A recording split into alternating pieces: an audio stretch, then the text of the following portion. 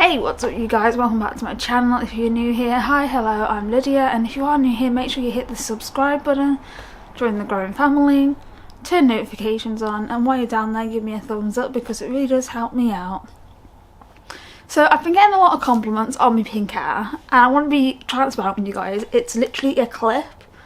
It's a clip-in ponytail that I got off TikTok shop, and I love it. I love it. I've worn it every day since I got it. I'm going to get more in different colours when I get paid, but yeah. Pink hair. I want to get the rainbow one because I think that'll look cool. So today I want to talk a little bit about how I recovered.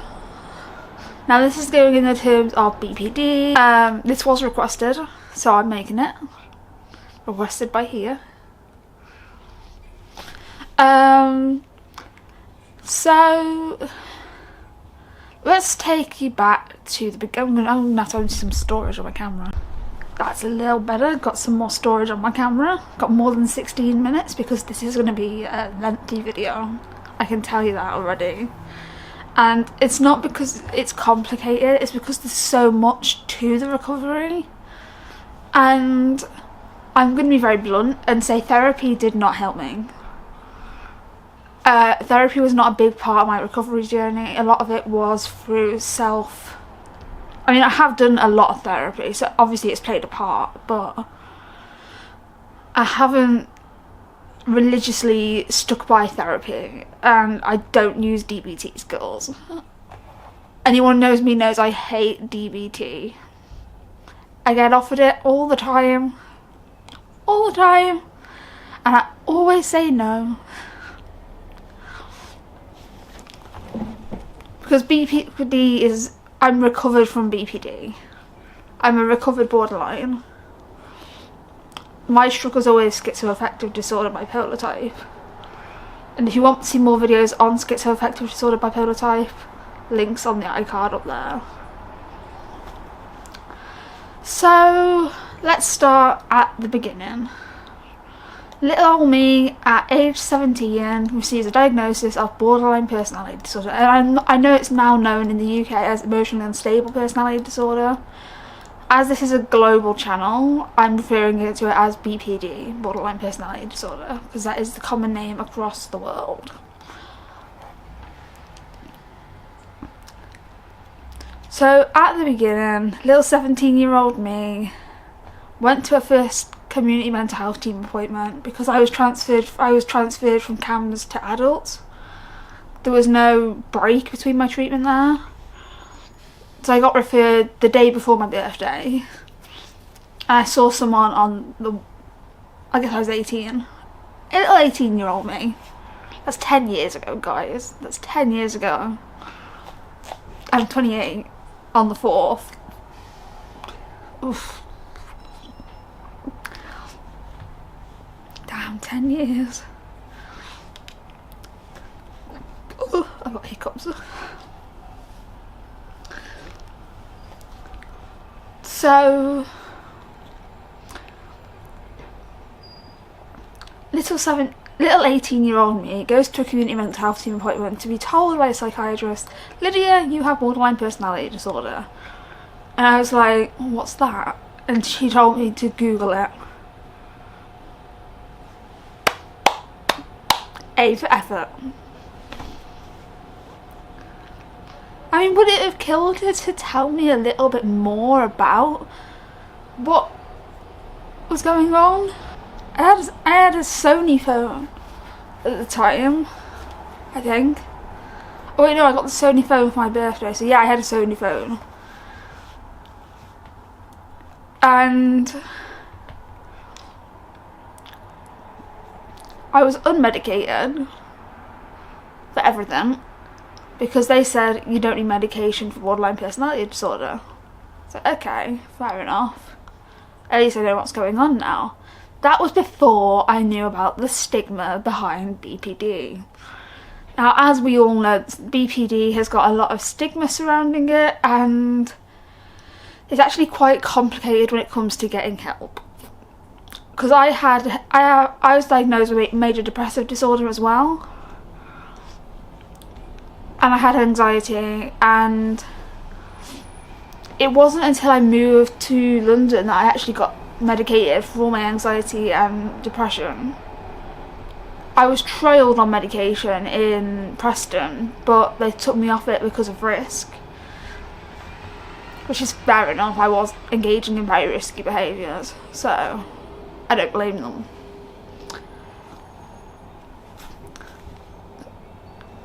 Now you're probably wondering, Lydia, wasn't you diagnosed with bipolar at age 13? Yes, I was. They thought the BPD overrode that diagnosis, so that diagnosis was no more. It was in the past, doesn't exist anymore for you, Lydia. We talk morning my time, night's her time, and in the night for her time. Anyway, that's not what this video is about. So yeah, my bipolar diagnosis got rescinded. Is that the right word? So yeah, I was diagnosed with borderline personality disorder. And they immediately said, oh, you can do DBT, we'll put you on the waiting list. I was like, okay, that sounds good. Was on the waiting list, kept waiting. Came to September 2016. Oh, I'm going to uni. So I moved to uni, got a phone call saying, hey, you're top of the waiting list, we can offer it you next week. I'm like, I've moved. So that was a waste of a waiting list place, but at least the person below me got the place, so no harm done. Because at that point I didn't know if I was going to go to uni or not, and I feel like that's a big thing to say. I was very unstable, and my mum didn't want me to go to university, and she was probably right. And if I'd have waited until 2018 when I moved to London, things probably would have gone a bit different. But you know, we live, we learn, and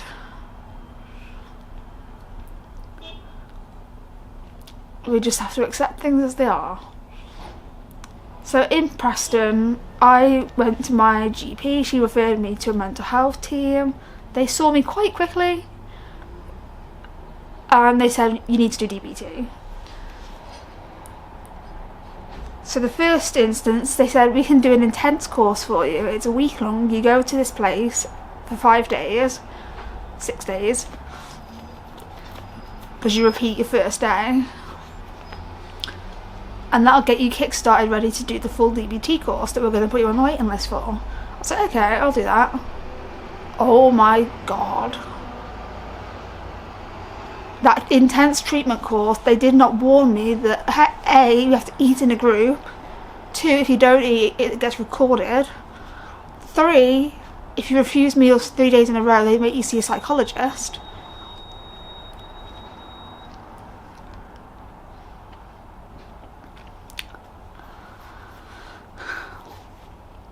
Like, yes, they paid for transport to, I lived in Preston, and this was in Ormskirk.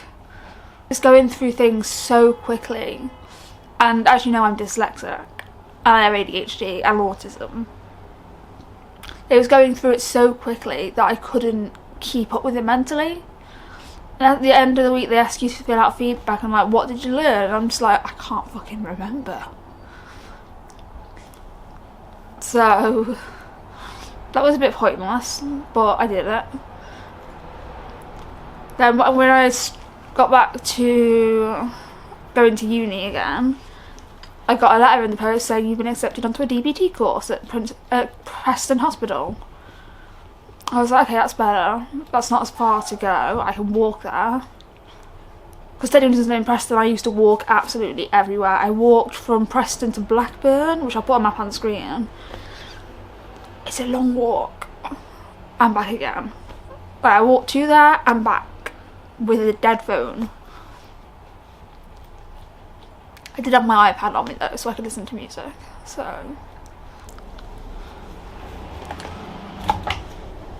I did this year-long DBT course. What was it? It was 8 months. So I did an 8-month course with 1 session a week, which was fine because I still had a uni to go to. I couldn't do more than that.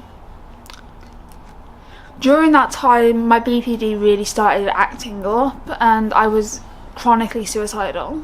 And I made a lot of attempts on my life.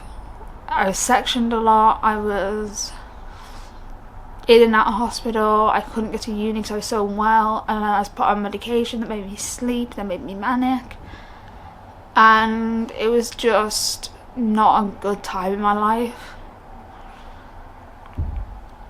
But I tried to get help for suicidal thoughts. I went to my GP and my GP literally said, and this boils my blood, I've told people they're dying today and you just want to kill yourself. Where's the logic in that? I got up, walked out, went to reception, I'm placing a complaint. I understand that feeling suicidal might come across as selfish. I can see why that stereotype exists, but the amount of pain you have to be in to admit that you want to die, it's hard. Like, it's a big step. My recovery for BPD really started when I moved to London. Basically with uni, what I don't talk about with uni is why I left Preston Uni, University of Central Lancashire, and that is because, we all know this now, I got arrested. It was a non-disclosable offence, so I didn't have to declare it to the university, and my friend, Alice, went to the university and said she's been arrested, you know, she's going to have a criminal record, she can't go here. And I got an email while I was in custody saying you have to go 6 months without police involvement. It wasn't me who phoned the fucking police. If it was me who phoned the police, I could understand that. But I didn't phone the police. I've never phoned the police. I phoned the police twice. Not for myself, for my friend and my other friend. You know, I'm not afraid to phone the police. Well, I am afraid to phone the police, but I'm not afraid to phone the police when someone's life is an immediate risk. And if any viewer ever commented on a post on Instagram or TikTok or Twitter or Facebook or in the comments down below, I would track them down and I would find their address and I would phone the police. Anyway, back on the subject, basically I left Preston, I left the University of Central Lancashire and I moved to West London University for 4 years. Then I got admitted to hospital in 2021 for a year, and by the time I came out, the subject I studied at West London University they no longer did, so they transferred me to Metropolitan Film School. So I graduated from Met Film School. I was a student at West London University, which I've got the certificate in my folder. I'm not going to get my folder out because that's what it looks like over there. It looks like chaos. Anyway, back to BPD.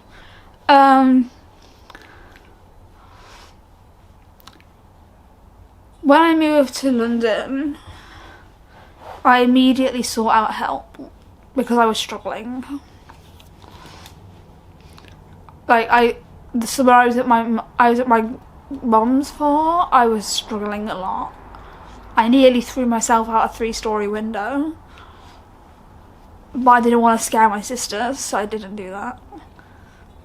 Now my goal has never been to scare anybody, but I know my actions speak louder than words. And I know that some of what I do does scare people, and I'm sorry for that.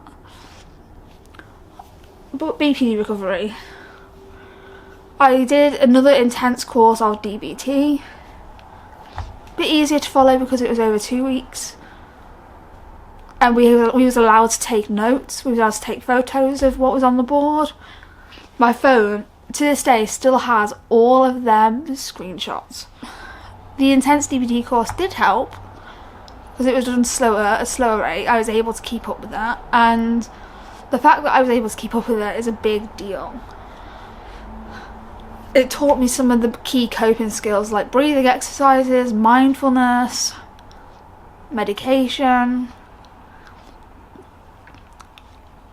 I did have to do the eating disorder part because I didn't eat around people. So I had to talk to the psychologist about my eating disorder. But sorry, I'm doing this video and talking to Alana at the minute. So sorry. Oh my god, my camera's flashing red. Ah! Stop randomly talking about shit, Lydia. Get on with the fucking video. For the DBT, I did a full course of DBT as well.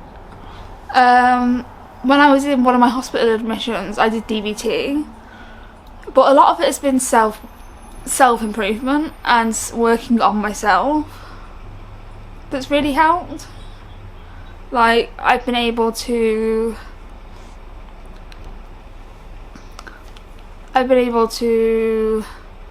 stop my impulsive behaviours, mostly. I know I swallowed a battery last week. Bad Lydia. Reading helps, watching things help, talking to friends helps. Like, I didn't have any friends before I was in hospital, really, and I wasn't in contact with anybody. Now I talk to my grandma every day, apart from when she's in hospital. Alana I talk to most days. I think it's super important to remember that BPD is curable. You can be recovered from BPD. My story took a more personal turn. I went into hospital 2 years ago and I swore to myself I would never end up in psychiatric hospital again. And I know I've had different camera, same angle-ish. I'm filming on my Canon G7X right now. Where was I? Where was I? I was going to put the answer Alana. So there are lots of things you can do to help with BPD. I do have DBT skills cards. I don't know where they are, but I have them.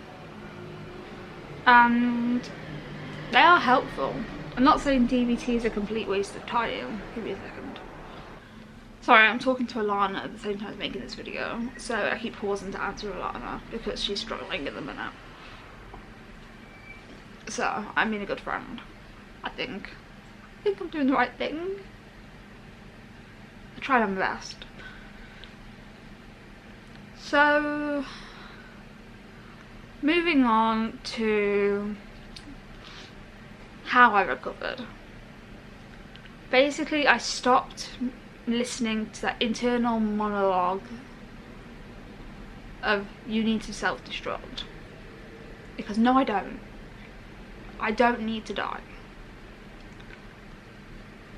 Yes, I had voices telling me I needed to die, and if I didn't die, my sister would die, and that terrified me, but I fought against the thoughts and voices, and I didn't make attempts on my life. Instead, I had my medication increased, so I didn't hear the voices. And right now that is a bit of a problem, and I am planning on changing antipsychotic. But tomorrow actually, but I believe that me ignoring them urges has been key to me overcoming, like, impulsivity. I'm not impulsive anymore. I am, but in a good way. Like, sometimes urges get too much, like example being when I swallowed the battery. That was because voices were screaming at me, telling me to do it, you need to swallow it, or you need to die. And I swallowed it, and then I was like, oh, for fuck's sake. The voices just went quiet, and I was just like, fuck this. So I went downstairs, told a member of staff what I did, and they phoned an ambulance.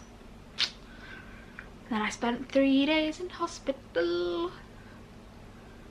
Then I had to go back to hospital every day. This time next week I will be on a train.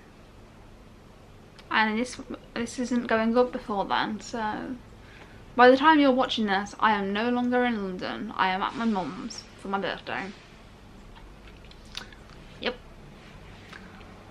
So anyway, what helped me recover was having friends. Like, me and Alana started talking more and we became really close. Not answering that. The only person I talk to on Snapchat is my sister. And I'm not answering it because she's in school, and if she keeps going on her phone at school, she's going to get her phone taken off her. So I'm not answering her. As hard as it is, because I do miss her, when I go to my mum's, I'm not going to see her until my birthday, but I do miss her a lot.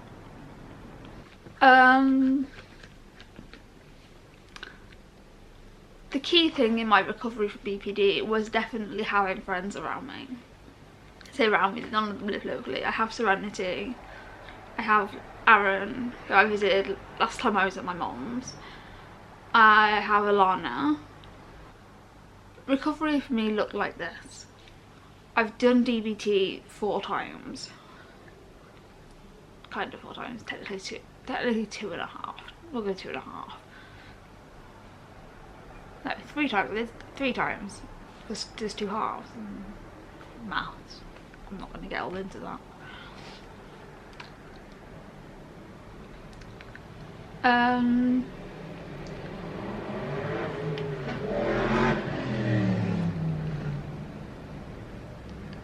In short, I just put myself first. I ignored everything else that's going on around me, and I focused 100% on myself. And another thing is I prioritised YouTube, and YouTube has been the best escape from my thoughts ever. And at the last psychiatrist appointment I had, which was last year in October, I was diagnosed with as a recovered borderline.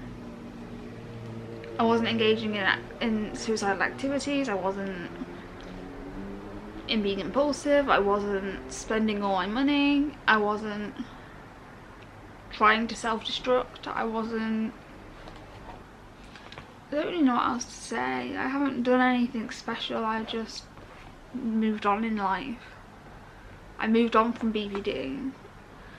And it's a good thing too, because I did get diagnosed with schizoaffective disorder last year.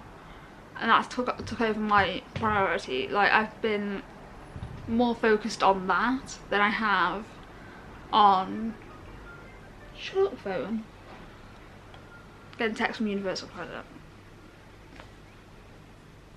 Fun. But I just shifted my focus, and if you don't focus on something, it does go away. I'm not saying that means you can recover from bipolar, schizoaffective, schizophrenia. Not saying that at all. I'm saying with BPD, if you prioritise yourself above what the disorder is telling you to do, you can beat it. Anyway, I'm gonna go. I hope this video has been useful, and thank you for requesting this.